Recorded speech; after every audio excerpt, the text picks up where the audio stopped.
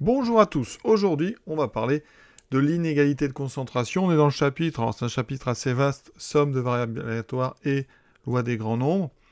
Et ici on va essayer de déterminer une taille minimale d'un échantillon pour qu'une condition soit réalisée. Alors c'est pas simple, il faut imaginer qu'on est quand même en fin d'année, en tout cas vraiment la dernière partie de l'année, donc on est sur des probabilités un petit peu pointues. Alors ici, j'ai mis l'inégalité de concentration qu'on a démontrée. Donc, c'est une égalité dans laquelle vous avez une variable aléatoire moyenne d'un échantillon. Il faut une variable aléatoire grand X qui, finalement, va constituer cet échantillon. On va ajouter, donc, n variables aléatoires indépendantes. Donc, c'est quand même quelque chose qui est assez compliqué. Alors, dans l'idée, ici, notre variable grand X, elle suit la loi de Bernoulli de paramètre 0,3. Qu'est-ce que c'est que ça?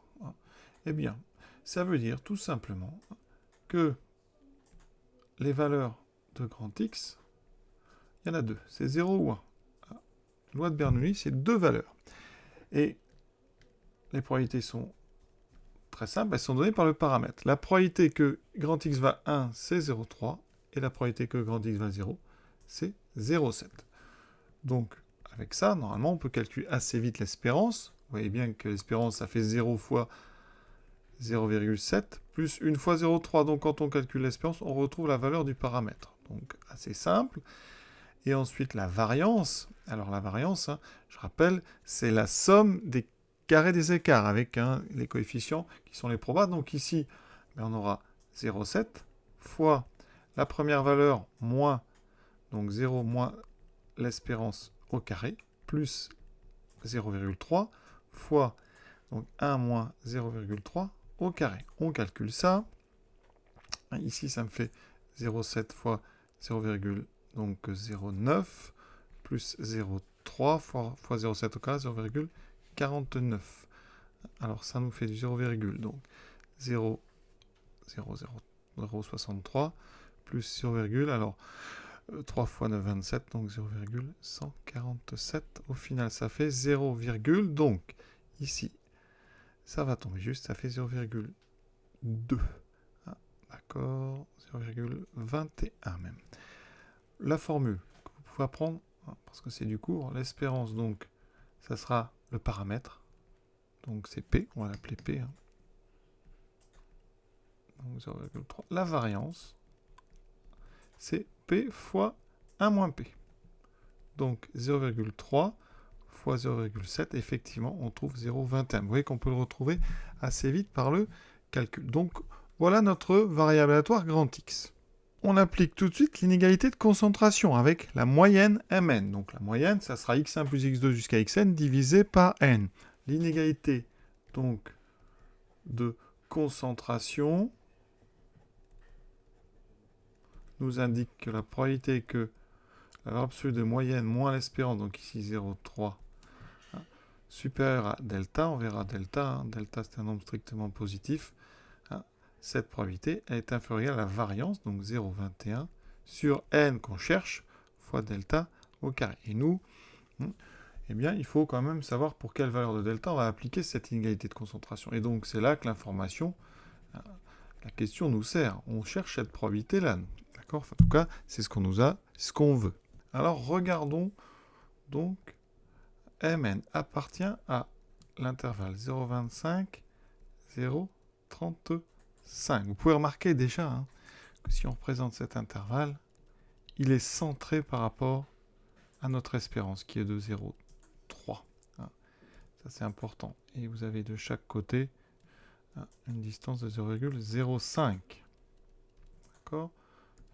Ça veut dire que si M appartient à 0,25, 0,35, eh bien ça veut dire, si on regarde le contraire, alors attendez, on va plutôt d'abord traduire, ça veut dire que M appartient donc à 0,3 moins 0,05, 0,3 plus 0,05. Et c'est là qu'on va essayer de mettre un petit peu de valeur absolue. Justement. Donc Mn, eh bien en valeur absolue, qu'est-ce qui lui arrive ? Eh bien, il est au maximum à 0,05 de ce centre qui est 0,3. Ça veut dire que si on calcule Mn moins 0,3, c'est strictement plus petit que le rayon, 0,05. Et là, on commence à arriver sur notre chose là. Sauf que nous, on a le contraire. D'accord? Donc, on va donc passer par la probabilité du contraire. Et donc, la probabilité que mn-0,3 donc, soit inférieur ou égal à 0,05, elle est égale à 1 moins la probabilité du contraire. Donc, la probabilité que mn-0,3 soit strictement, supérieur ou égal à 0,05. Ainsi, on va transformer l'information. La probabilité que mn appartienne à 0,25, 0,35, donc plus grand que 0,95, ça équivaut au fait que la probabilité donc, que mn n'appartienne pas à 0,25, 0,35 est plus petite ou égale à 0,05. D'accord? Donc ici, mn n'appartient pas, on traduit ça.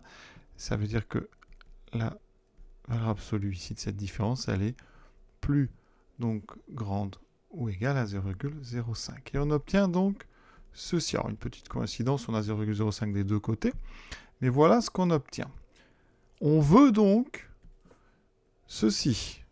Et ça équivaut à avoir ceci. Et là, on se rapproche vraiment de notre inégalité de concentration. Maintenant, notre inégalité de concentration, on voit bien qu'il faut prendre delta égale 0,05. Donc, elle nous dit que la probabilité que mn moins 0,3 plus grand ou égal à 0,05, elle est plus petite que 0,21 sur n fois 0,05 au carré. Et ces deux choses-là, eh bien, si on veut qu'elles soient respectées en même temps, il suffit de prendre notre 0,21 sur n fois 0,5 au carré, donc plus petit que 0,05. Et dans ces conditions, on aura exactement ce qu'il faut. Par des multiplications, on n'a que des nombres positifs, on obtient alors ici 0,21 sur 0,05 au carré fois celui-là, donc au cube ici, plus petit ou égal à n. Donc n doit être plus grand que 0,21 sur 0,05 au cube. Et on trouve, vous voyez, n supérieur ou égal à 1680. Et donc ça veut dire que pour des valeurs de n supérieures à 1680, donc des échantillons de taille au minimum 1680, la probabilité d'être à moins de 0,05 donc de notre moyenne de 0,3, c'est 95. C'est plus grand strictement que 95%.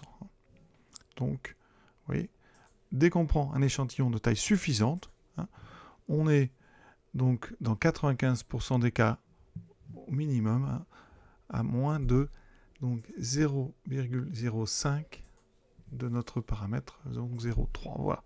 L'exercice est terminé. Alors, ce n'est pas l'exercice facile.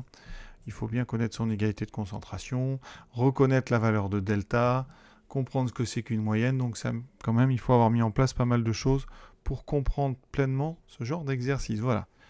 Je vous souhaite une bonne fin de journée à tous. À bientôt.